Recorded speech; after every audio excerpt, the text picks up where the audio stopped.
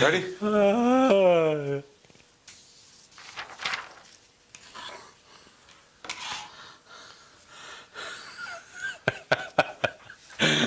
Samuel, it's May 8th. Welcome to Let's Talk Native on the LTN Radio Network. This program breaks all the rules. Man, do we. For Native Radio. No buffalo speeches, no mystic healing, no special Indian prayers, and apparently no preparation.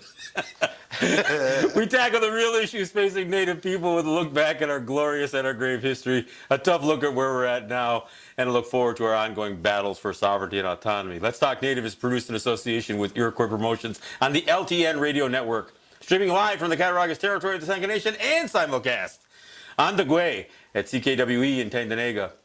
Find us at www.ltnradionet.com. And you know what? You can call us. You can call us at 855-967-0463. That's the number to call if you want to join the show. We talk about a variety of things, and you know what? Just like when I do my show in New York, if somebody wants to call up and just hit something off topic, we don't mind. We'll tackle pretty much anything, as long as you're not trying to sell, underwear or something. I mean, I'm not into that. So, but anything you want to call about, you give us a call. Look, I'm John Kane. Matt's on the board. Matt Hill's on the board. Our studio engineer is Kelly McMillan. In studio, manning our cameras is Jake. Excuse me, Jake Proud. Look, we got it going on. I want to. Wait. What? You want me to explain? No. I'll I'm going to give you some credit here because if you're saying we're not professional, that's pretty damn professional if you can come in and... No, I said not prepared. Prepared, all right. We're professional, all right. Yeah, you kicked that right in the butt. Man. No. All right, so I got to explain before I even get into the show. Today is May 8th. May 8th is a special day for me. It's a special day because I had two of my daughters 8 years ago give birth to my first granddaughters. So I had two granddaughters born on this day 8 years ago. On that day, it was a scramble because one was at Brooks Hospital and one was at Olean General. 60 miles apart these two hospitals are. So we were scrambling, literally going from one hospital to the other to greet our brand new granddaughters. And 8 years later, I'm still scrambling running between my two granddaughters. I know people have their birthday parties on the days that are convenient, but at the end of the day, this was the birthday. So I'm scrambling around, picking up birthday gifts and cake, and I connect up with with Julia, one of my granddaughters first, and then I'd take the trip all the way to Eldred, Pennsylvania, where my other granddaughter lives, and of course then I've got to come all the way back. So I literally walked in the door 10 minutes before 9. Matt was doing all of the pre-show stuff all by himself. I was no help whatsoever, except for providing a little bit of the audio in the very beginning on the recording, I guess. Comedy relief. And the comedy relief. But so that's it. That's why we're scrambling, basically because I showed up late. But I knew what we were going to talk about today. So that, of course, nobody else does. Matt has no idea, but Never do. So let me pick it up. This weekend, I kind of visited, in a roundabout way, my old stomping grounds. I got a call from WBEN, which is part of the Entercom Communications Network, where I broadcast down the hall from WBN at WWKB for several years. Matt and I were doing Let's Talk Native on commercial radio. There as a part of one of the Entercom stations. And so WBN gives me a call. They wanted me to join Dave Debo, the host of Hardline, on the Sunday morning show. Now, to back that up a little farther, as I mentioned, I had a couple of, I've been writing a couple of articles, and one of the articles came out last week. And so it was featured on Indian Country Today, News from Indian Country. I think Touro Times ran it too, I'm not sure. But then it goes into Indians.com, which is if you don't know what that is, I suggest that you check it out. It's a website that has all of the newspaper articles, well, not all of them. I mean, many newspaper articles written about Indian Country on that website. And then there's another one called Pechanga. So both Pechanga.net and Indians.com, these are two resource websites for picking up news articles about Native issues, everything from gaming to, any number of things. And it's a real professionally done website, and they basically will give a little bit of an excerpt of an article and then a link to it. But they also put all the articles together too. So if you were, my column was about the Senecas. Essentially dealing with the state and the local municipalities trying to advise them first off that although they put money in the budget for revenue sharing, that the Seneca said, look, the revenue sharing ended. It ended in December. Our last check came out March 1st or something like that, and that's it. So this was a story, and so I wrote my second column about that, and that column got out and about, and then of course a couple of other newspaper articles have been coming out here and there, letter to the editor, another story in the Buffalo News, and this makes it makes it so this issue is still in the news, and of course there are local officials that are Democrats, the mayor of Niagara Falls, the mayor of Buffalo, and the mayor of Salamanca, I believe. I'm not sure if he's a Democrat or not, but they seem to be lining up behind the governor, saying, well, we're going to let the governor sort out. Even though the Seneca Nation says, look, the state thing's done. We're done with the state. But we want to be good neighbors to our neighbors here in Western New York. So we got a table, we got a place for you at the table. Come talk to us. And thus far, the mayors of those municipalities they still seem to be more lined up with the governor on this thing, and so that was kind of the gist of my column. So anyway, so Dave Debo gives me the call, and he wants me to join him, and so I did, and I posted that audio and the links to it on my site. My group page, I think both my group pages, and I Twittered it and did all that other stuff. So it's out there. A couple of things that I need to address, because this far into this thing, I mean, we're into May now. This story, the revenue sharing ended in December, and we're into May now. And we're still having some of the old conversation. And I'm not criticizing Dave Debo. I mean, he asked some of the obvious questions that everybody's asking. He mentioned some of the obvious things. And they're like, well, is the Seneca Nation really trying to negotiate this thing out with the governor? I said, no. No, they aren't. I mean, they aren't telling the governor, no, we won't meet with you. But they haven't offered to work anything out with the governor. What they've offered is to the municipalities. They say, look, there may be some expenditures that you're incurring as a result of our gaming facilities, and if you have those that overhead that's hitting you, let's talk about it. We can cover some of that. Perhaps there's some other things we can do. But the revenue sharing thing is done, and unless you have something to offer, and perhaps you do, unless you have some proposal for us to mutually benefit from, then we'll pretty much cover costs. But other than that, we're waiting at the table to see what you guys come up with. Now, because this is being, I guess, labeled as a conflict, they think this is a conflict that the Seneca Nation has to sort out with the state. And basically, the position of the Seneca is pretty clear. No, that payment term ended. 14 years. $1.5 billion, and we're done here. And there's no more money coming out of this thing, not to the state. We'll do what we can do here in Western New York, and we're going to. And then, of course, I think I've got to remind people, it wasn't just $1.5 billion. The Seneca Nation threw money at local hospitals, education facilities. They did, other programs within Niagara Falls and in Buffalo and in Salamanca. There's been money that's come out above and beyond the revenue sharing, just things that they thought were good and good for the community, good for the region.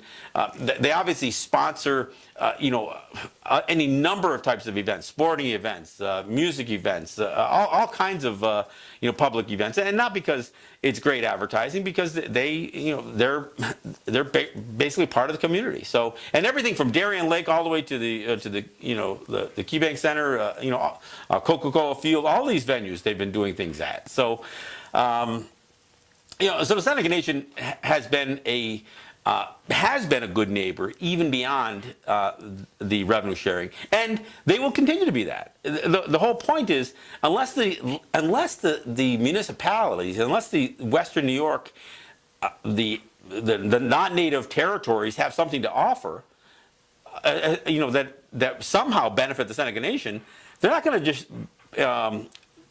give a percentage away. So anyway, that's kind of where that is. Now, the other thing that comes up in these conversations all the time is, well, what happens if the governor cancels the compact? For one thing, that isn't going to happen. He can't do that. I mean, there's no way Governor Cuomo, Prince Andrew, can cancel the compact. The compact was a 14-year agreement with a 7-year automatic renewal. And the thing is that the 7 years and renewal didn't have any revenue sharing in it. It just renewed the regulatory stuff. It was very clear and very explicit in the original compact that the payments were for 14 years. So that thing's been renewed. It was renewed back in December. The fact that the state, and I don't want to say missed this, because it appears, and this is kind of what I suggested in my column, it appears that the state chose to ignore the fact that it was a 14-year term, because it was brought up.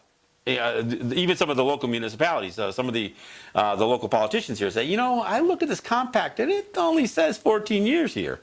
And the state says, no, we're going to make them pay. We're going to make them pay. In fact, one of the guys, and I played the audio here before, and one of the guy who was the chairman of the Ways and Means Committee for the state said, well, my Seneca tells me that that they're going to keep paying. I don't know who his Seneca was, but apparently he's not on council here. I don't know. I don't know who he's talking about, but it's just like that kind of patronizing language that he used was it was just too rich not to make you laugh a little bit in a way.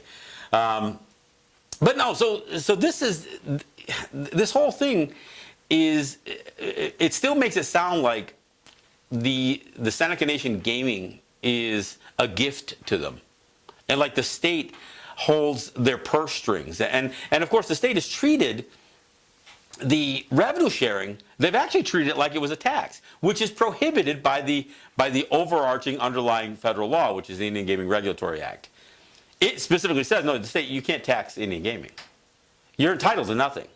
Now, you can work something out by offering something of value and then getting some revenue sharing, but it has to be equal. I mean, it's supposed to be, revenue sharing is supposed to be, the concession by the state is supposed to be substantial and quantifiable. And by substantial means that it should have enough substance to justify the dollars that the Seneca Nation will be sharing. And it has to be quantifiable. So you should be able to say, okay, this is what it's worth. Nobody's done that. Nobody went back and say, well, geez, I wonder what that revenue share or what that exclusivity deal, what that was really worth. Well, I know what it cost. It cost $1.5 billion. But was it worth that? Considering the state violated it by putting these slot parlors in the racetracks right within the area. And then, of course, has ramped up gaming, and they threatened the Senecas when they were escrowing the money, and there was all kinds of stuff. Oh, we're going to build casinos in Niagara Falls. No, they weren't. But they did turn around and build one just on the very, very edge of that exclusivity zone.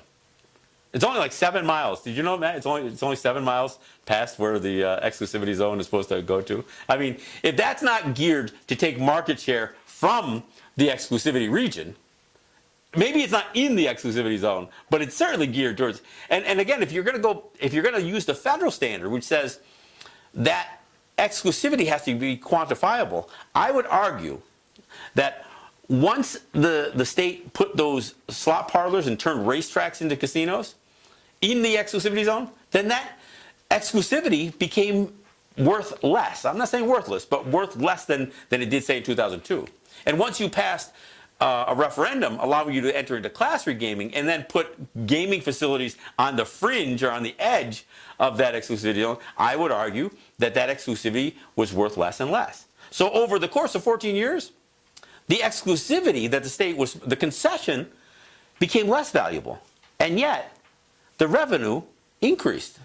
And it increased both in percentage, but also because out of the although the state had no overhead associated with its 25%, which, and I've explained before, that 25% was really more like 48%, but that 25% of the slot drop, the net slot drop, so that's 25% before any expenses are paid out of the slot machines other than the payouts. So none of the casino expense, none of the employees, none of that stuff. But out of the Seneca Nation's 75%, they had to cover all of that. They had to cover operations, they had to cover electric, they had to cover the cost of the machines, the amortization of the machines, the lease of the machines, all the employees. But they also had to cover their increased investment in gaming. Since this thing started in 2002, they built 2 more casinos since then. And enhanced the ones that they had. They spent up over $1 billion in increasing gaming revenue that the state benefited from.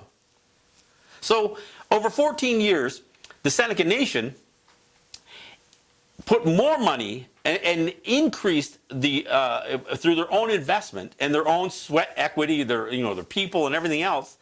They added value to the revenue share, while the state decreased value in the exclusivity by infringing upon it, by breaching it, and ultimately entering into Class 3 gaming themselves. Now, the question ends up being, well, what happens if the exclusivity goes away? And this is what I brought up in my conversation with Dave Debo on WBEN.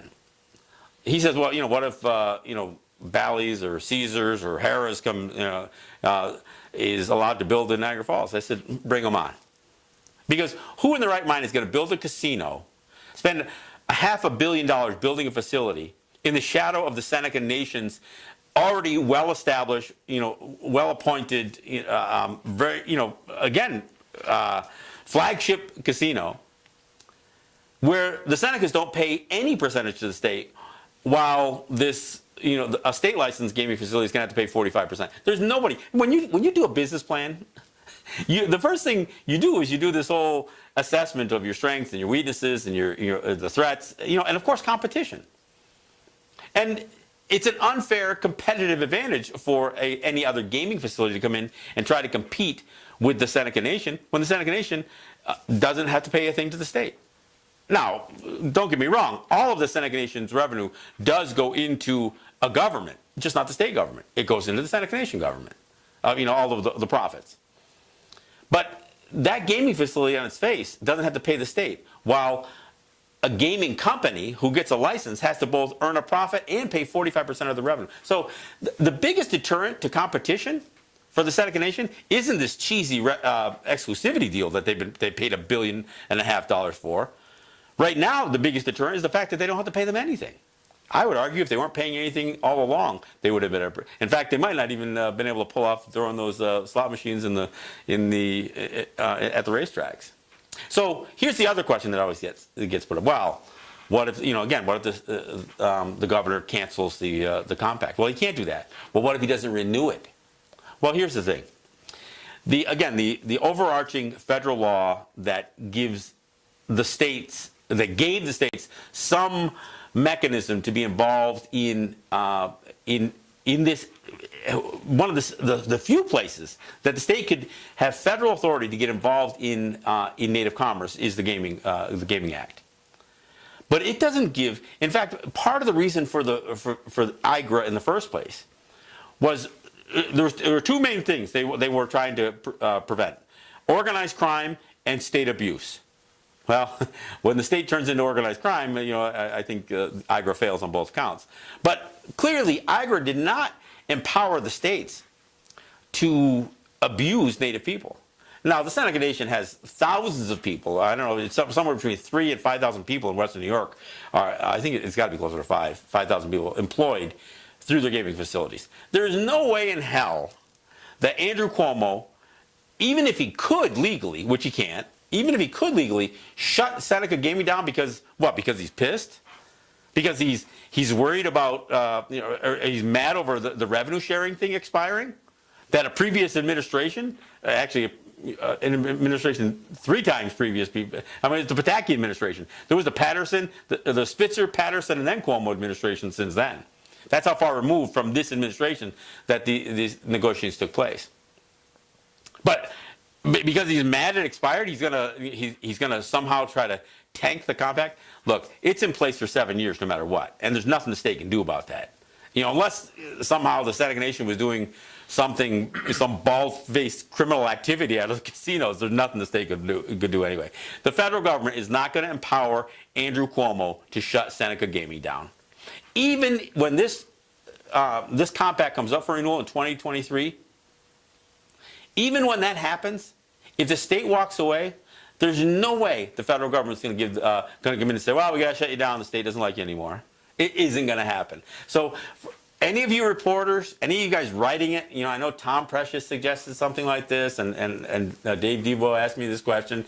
And I know there was some fear. There was some consternation amongst Native people. Did I use a bad word there? Some concern amongst Seneca officials going back a few years, that if they didn't work out this thing, then the governor wouldn't renew the compact, and then they'd have to shut down. No, you don't. And this is where the National Indian Gaming Association, NIGA, and other trade organizations, and I think having better dialogue and really standing with other Native groups that are involved in gaming, there has to be better cooperation to stand up to state abuse. And right now, if Governor Cuomo believes that he is in the driver's seat, I mean, he put $120 million into this budget, even after the Seneca said, look, we're not paying you anymore. He still put it in there. And that's why my column, that's what I said, the New York State ignores the Senecas. Budgets gaming revenue.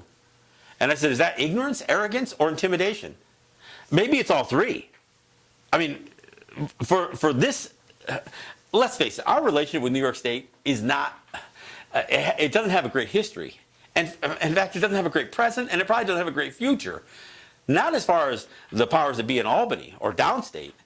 I mean, these guys are always saying some sort of racist, stupid stuff. Like my Senecas told me different. I mean, and that's mild compared to some of the stuff that gets said.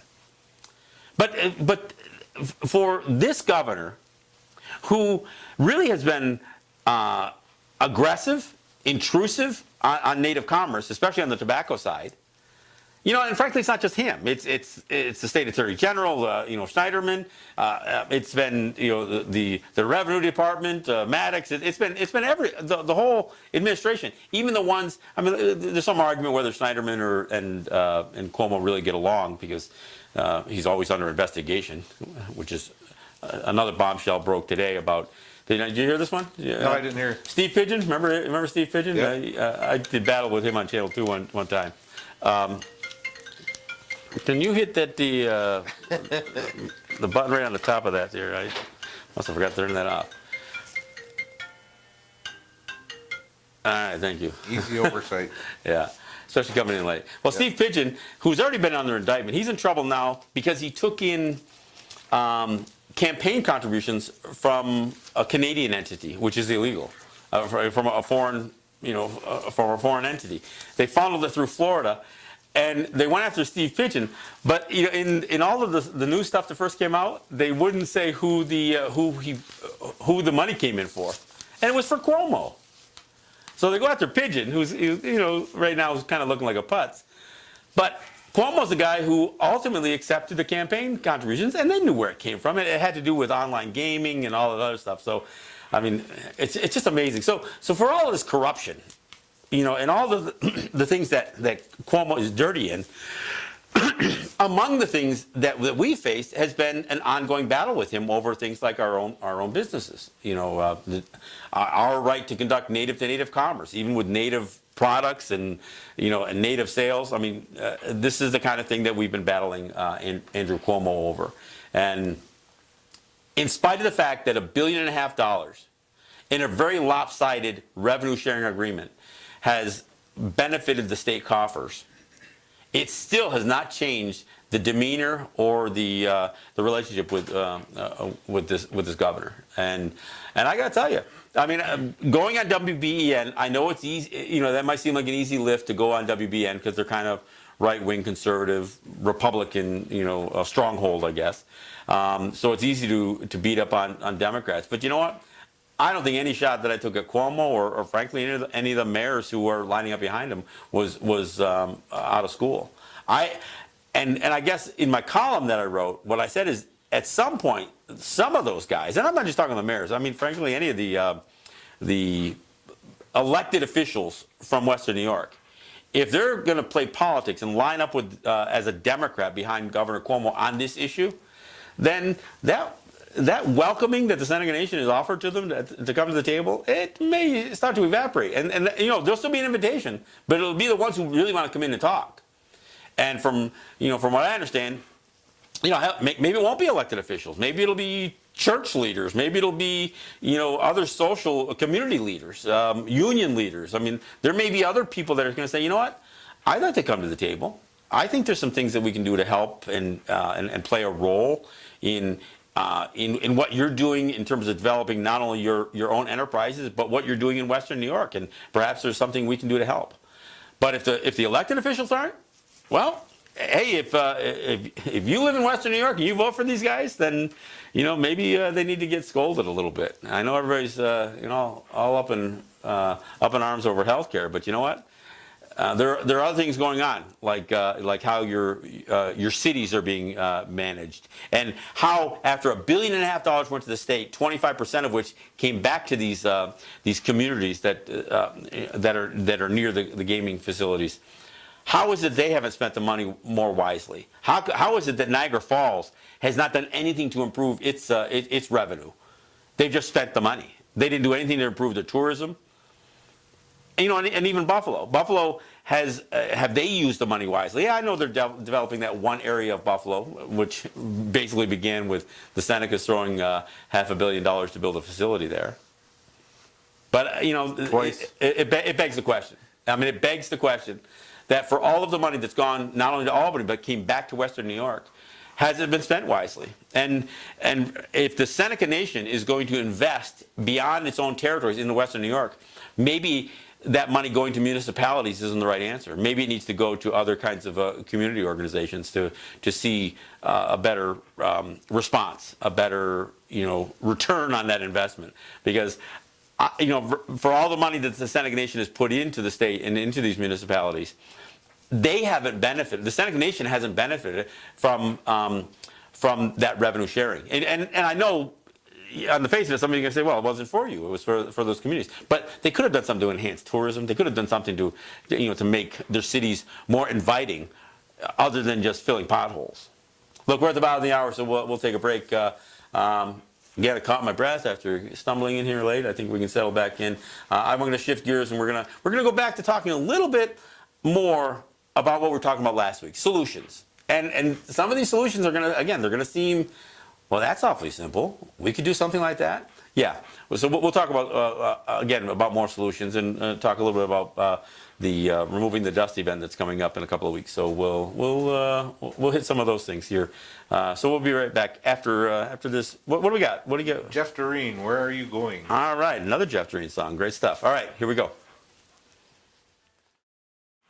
All right, thanks for coming back. This is John Kane. This is Let's Talk Native. I've got Jake in the studio. You can't see him. He's not on our camera and not necessarily mic'd up, but he's taking the video. We're going to start posting some YouTube video of what we're doing here as well. So beyond what we're doing on the Facebook Live, we're going to start featuring more YouTube. And eventually we're going to get into more post-production, breaking down some of the segments into smaller segments so we can put up more produced segments, maybe add some graphics. And a lot of times we talk about things that were written places. Maybe at some point we'll start cutting out and putting in the text for the excerpts of the Gaming Compact or IGRA or something that ran in a paper or that kind of thing. So once we get into video more comprehensively, we'll be able to do more of that. My sponsors, Ross and Holly John and the RJE family of businesses, Eric White and ERW Enterprises, individuals like Ed Schindler, Tracy Brown, Cynthia Trice, Scott Snyder, Neville Spring, Sugar Montour, and there are a host more that have helped the program in the past, and they've allowed me to build a program that educates, entertains, and informs, and has been doing so for the last 7 years. We're entering our 8th year now. So I thank all of you, past and present, and and of course the future sponsors for supporting the program, supporting what we do here. I also want to thank Unity Stream and Apache Radio Net for providing our streaming. And of course, thanks CKWE, the Gwe, and Tandanega for simulcasting and rebroadcasting the show. Also providing us, again, the number here is, again, look, I can see it right here on Facebook, 855-967-0463. That's the number to call if you want to weigh in, if you want to, add a comment, whether it's something we're already talking about or, or a new subject, I don't care. Look, the song that we opened with and the song that we just played were by Jeff Doreen. Gorunya Wage is his name. He translates primarily Beatles tunes into Mohawk and performs them. In the last case, that was Where Are You Going from Dave Matthews that he had translated and performed. And I had the luxury of bringing Jeff Gorunya Wage to New York. We did a bit of a concert event down there at the Brooklyn Commons, and then I had him in studio in New York, so we were able to get some good recordings. And maybe we'll get him to join us here, and we'll get some more decent recordings. But as we set up our studio, maybe we'll get him to perform on camera a little bit in a better. He's got a lot of good songs, good YouTube videos, but sometimes they're concert events, so they don't necessarily have the greatest sound to them. We could do something where we can get them performing and have some good audio and some good video and maybe get something up there. And that goes for anybody. I mean, part of what we're doing here is to open that door to people whose voice I think needs to be heard. Not just singing voices, but spoken verses, the voices, the messages, the creativity, all of that stuff. So that's kind of why we are here. It's why we do what we're doing, and we do plan to do more. We plan to build more. Look, we are not only simulcast and rebroadcast by CKWE, but we're also rebroadcast by Netroots Radio, Real People's Media, and the Indigenous Resistance Radio, and of course many people share what we're doing here. They share the show from both the Facebook Live feed. We post the audio on SoundCloud immediately after the show, and you'll see if you go to my two group pages, which is Let's Talk Native and Let's Talk with John Kane on WBAI. If you go to those two group pages, for one, you should join the groups because it's not just pages full of my radio shows. It's people are posting links and news and information, memes. There's a lot of great information that gets posted on those two group pages, and they're open. They're public pages. I encourage people to post whether it's an event that they're having or even if it's a fundraising, as long as it's Native related. I'm not trying to have people. I'm not turning Facebook into the home shopping network or anything, but we do try to encourage conversation. That's what this show is about. That's what my show in New York is about. Speaking of New York, I've got coming up on May 24th in Huntington, which is out on Long Island at the Cinema Arts Center. The folks that I work with out there are screening the Dakota 38, which is a film that I have screened in the past. But we're going to screen and then have some conversation. The Dakota 38, for those of you who don't know, in case you just started listening to this program, the Dakota 38 was a film about a ride they took to commemorate the hanging, the largest mass execution in the history of the United States, when Abraham Lincoln signed the execution order for 38 Dakota to be hung, and they were actually hung the day after Christmas in 1862, a week before Lincoln would sign into law the Emancipation Proclamation. So the Dakota 38 is a film about that ride.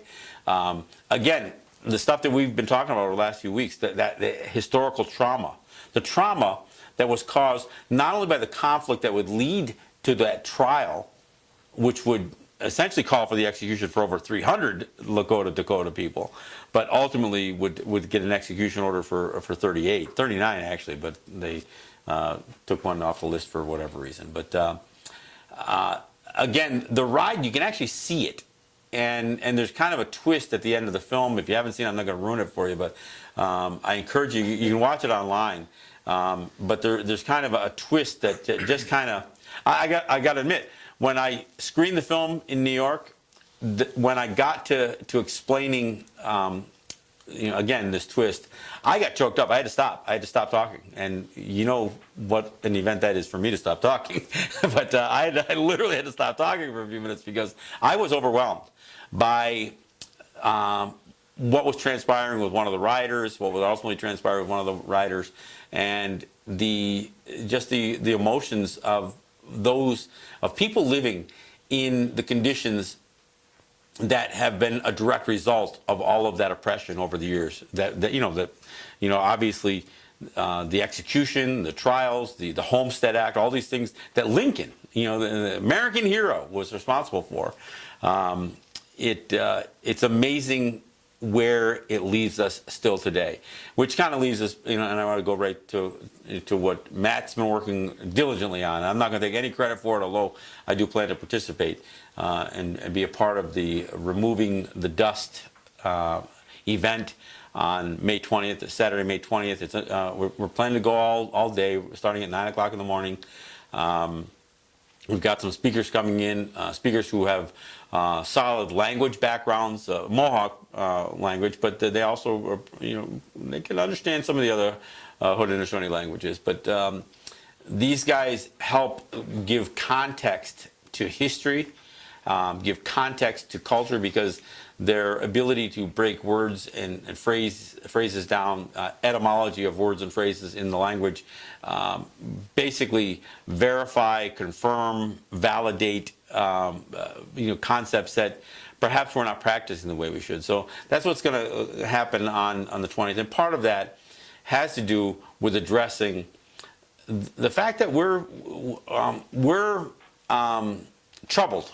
We're troubled by such a past that again, the 500 years of genocide, including everything from mass murders to kidnapping of our kids, the introduction of alcohol, impoverishing our people, illness and theft of land, resources. Again, I've talked about the killing of the Osage. When people were removed and had their populations dwindled down to nothing, it still didn't stop the non-native public from taking advantage and abusing and exploiting, raping, murdering, stealing from native people. And so today, as we exist here, we still experience them. We still experience overt and not so overt racism. We still have those comments that are said, and some of it, some people say, you guys are, get over it, is what they say. They say get over it, as they're still, making a mockery of who we are, whether it's through their mascots or, what was I heard somebody on television a couple of weeks ago. They were talking about the collateral damage from the killings in places like Syria or Yemen. And when somebody was confronted with the fact that innocent people are being killed, they said, look, it's Indian country. They're all the enemy. That's literally the expression they used on the mainstream media. I don't know if this was a military official or just a politician. I can't remember off the top of my head. But he used that expression. He said, it's Indian country. They're all enemy. So in other words, if children get killed, they're not collateral damage. They're part of the, he made it sound like it's part of the intended target. But that's the expressions they're still using. Part of the racial, what do you call it, erasure? Yeah. Ethnic cleansing. Yeah, ethnic cleansing. So, but anytime somebody says, get over it, and we're still living. We are a people who had full and rich lives before the European invasion. And now some of our territories are predominantly lived in by people who are living in conditions that can only be described as abject poverty. Highest suicide rates, highest unemployment rates, high school dropouts, teen pregnancies, every list you don't want to top. Incarceration rates. Most people don't realize that Native people are incarcerated at a higher rate.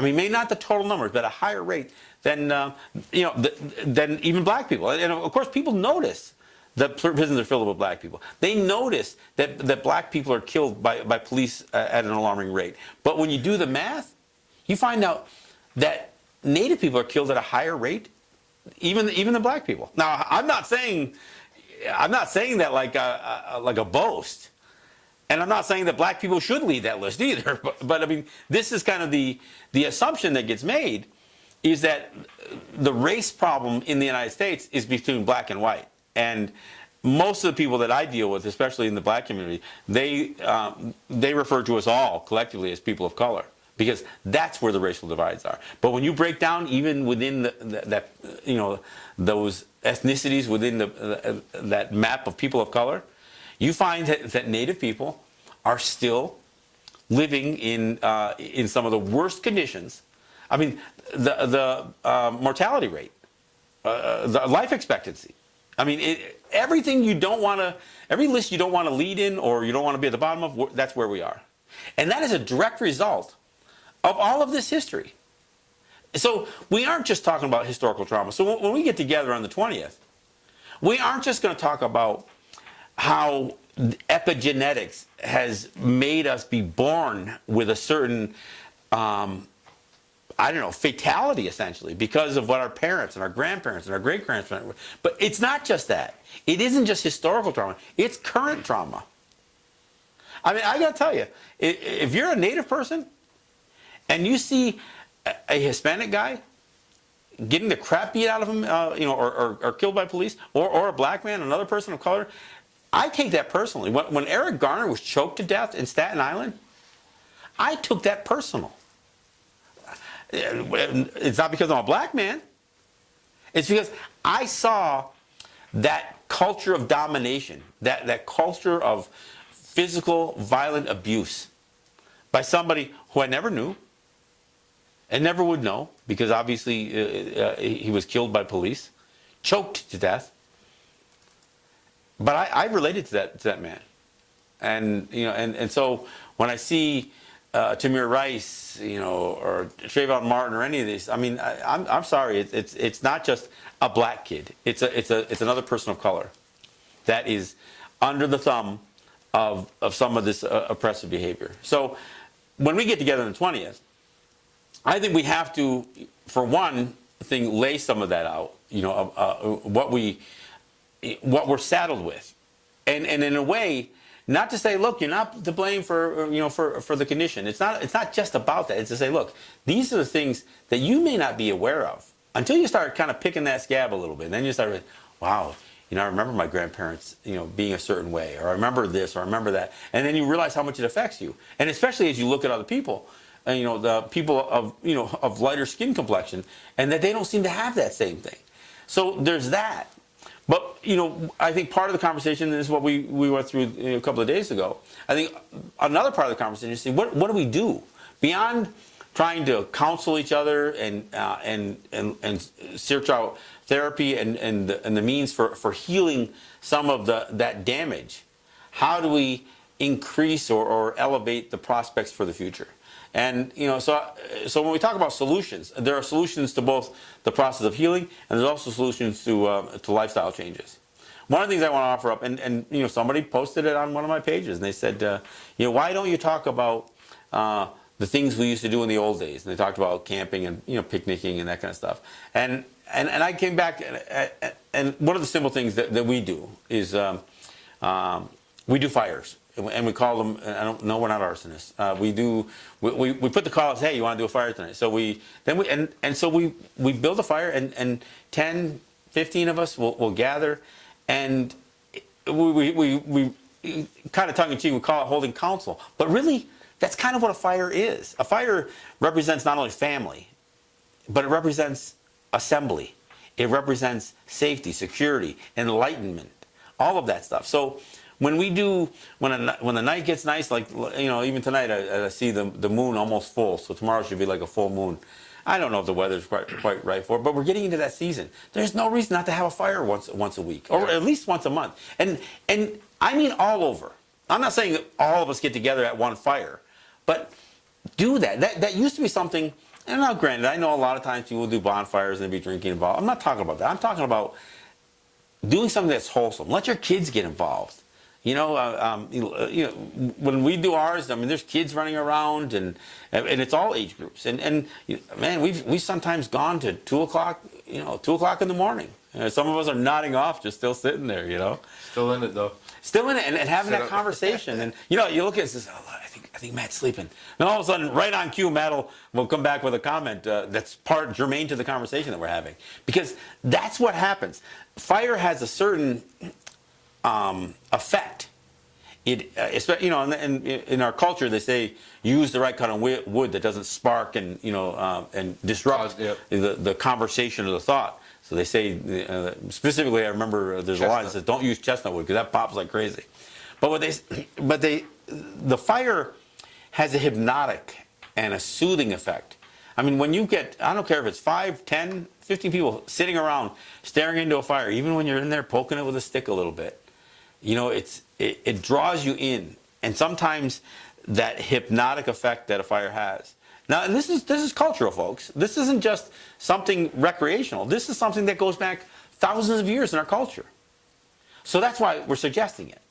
And and of course, you don't have to just do it at night, but night has a different kind of effect because people sometimes associate night with the unknown, and that light of that fire, that warmth of that fire, and that hypnotic effect of that fire. It centralizes you in the darkness. Yeah. I mean, that's your focal point. That's what I get out of it. So I think so. That's talk about solutions. There you go. That's something I think we should do. But it's more than that. I mean, I don't know when the last time I just when I was a kid, we do pickup, football games, softball games, lacrosse games, or whatever else. We don't do those community events, and I know that's something I always talk about. And when I say there's not a strong enough sense of community, I mean I think when the folks from down south came up and they were playing the stick game, yep, that was kind of not so much a planned. It wasn't a scheduled tournament. It was let's just go someplace and play. That's the kind of community stuff that I'm talking about. There are things that we need to do that escape the bureaucracy of institutional planning, and whether it's Seneca Nation, whether it's organizations. There's nothing wrong with organized sports, but there's something about the organized sport that takes away from what the sport's true meaning was. Which is that sense of not high level and high stress competition, but more enjoyment and fun. So again, solutions, build some fires, folks. Do some of those fires. Hold council. Do that thing. And remember that fire is the symbol of your family. That's why when they refer to a death in your family, they say the logs have been scattered. Because every one of those logs or those embers, all of that stuff glowing in there is the combined, it's our own heartbeat in there. So, voice. Yeah, all of that, your presence, your spirit, your spark, as Matt would say, but your voice. So, do a fire on a regular basis, especially through this season. And that's one of the problems with the way longhouses are built today. They're done in wood stoves. I know sometimes they'll open the door so you can see a little bit of flame, but it's still not the same thing. You're getting the heat of the fire, but you're not getting the full effect of what that fire is supposed to do. That's why if I could build a longhouse tomorrow, I'd have a big open pit fireplace in there in the round. And it's one of those things that it's a dream of mine to do that, because I think that's what's missing. I know there's a John Thomas up in Akwesasne. He built a facility, this round building. He's a painter. He does some great work. He built this building with a large fire pit inside, and he's got fans and everything else to try to make sure it doesn't get too smoky inside. But that way you can do this thing no matter what time of year it is. The problem with just relying on building or either having a fire pit or an open pit, you can only do it when the weather's nice. But that's my advice. My advice is go back to some basics without a real tough agenda. Not to say, okay, we're going to build a fire because we got some important stuff to discuss. I don't care if you got nothing important to discuss. just enjoy and get back into that mindset and understanding the relationship we have as families with fire, as families with assembly, as that whole idea of counseling, and and then take it beyond that. Do the things that strengthen community.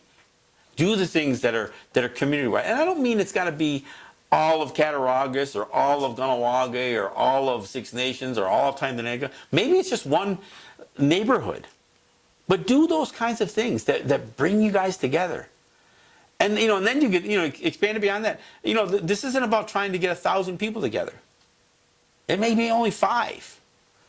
I mean, and so you start building. One of the things that you started to experience a little bit, Matt, as you were getting out and about talking about this event, there were some people that may have been apprehensive, but others that have said, yeah, this is really needed. Mm-hmm. So part of doing something like this event, and obviously you've attended things, and I've attended meetings like these in the years past, but what it does is sometimes it awakens people that they're not the only ones that are having these feelings or these concerns and wanting some of this stuff to get addressed. So I think that's part of it. I mean, well, you combine your logs, you combine your thoughts, and you combine your logs, and that you begin a fire. And now that's one of the explanations I had understood, is that each person has a fire inside them, represented by your voice. And when you join and use your voices to join your logs together, and your minds become one, it's harder to extinguish that fire, because more people understand. That's that strength of that understanding of the more logs you add to those fires. Well, and that's why people who don't fully understand what is traditionally spoken at funerals, they miss some of that, because that's about trying to reassemble and gather those family members and those logs together.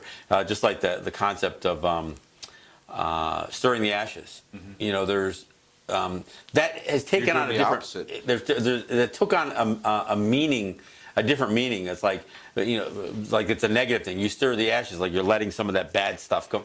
That's not what in our culture. The idea of stirring the ashes is to get the embers to reignite, to start glowing again. Because some of the embers grow cold, so when you stir them, you kind of gather them. So you're stirring it, but in a way, what you're doing is you're knocking the ashes so the embers are revealed. So the idea of stirring the ashes is not just about stirring up trouble. It's about getting people engaged. Sometimes getting people engaged so their voice can be heard, but also getting people engaged so to encourage their voice to be heard. So these are some of the things. And again, these are some basic concepts, and there's so many more that I think are so valuable, and yet we have let time, we let dust collect on these concepts. So that's what's coming up on the 20th. Degarundige Paul Delaron, Gunnar Zaraga, Loran Thompson, and for the life of me, I can never remember Francis's Mohawk name, so I'll just say Francis. If I had it written in front of me, I could say it, but I can remember it off the top of my head. But anyway, so those 3 guys, as far as good language guys, will be here. But we're also encouraging people from the community, anybody who who thinks they have something to add. It is not going to be. It is not a lecture hall. It's not a lecture hall. It's a conversation. So we encourage people to come out. Again, that's May 20th.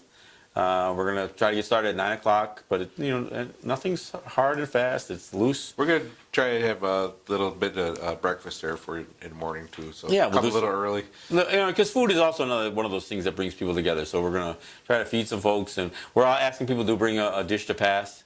It'll be at the Sailor Building, which is... if you bring a dish to pass, bring it something that's quiet when you eat it, so you can still hear when you're... don't bring no crunchy stuff, yeah, no nachos. No chips or carrot sticks. Cook your carrots if you're going to bring them. Yeah. So there we go. Look, I want to thank you guys for tuning us in. I will be in New York this week. I have... David Grand, the author of The Killers of Flower Moon, which is about the murders of the Osage. If you want to know more about that, tune us in on WBAI. That's WBAI.org, and that's Thursday morning at 10 a.m., 10 till noon. We are in fund drive mode. We'll be offering up The Killers of the Flower Moon as a book to raise money for WBAI, and I will have the author, who's a best-selling author. I mean, What's the? I'm gonna miss it again, but he's a best-selling author for a book that is now in theaters. Something like Search of Z City or something along those lines. I better get it right by Thursday. I don't know. So anyway, join me on Thursday, and of course we'll be back here on Friday. So between now and then, take care of yourself. Yahweh, Ona. Yeah.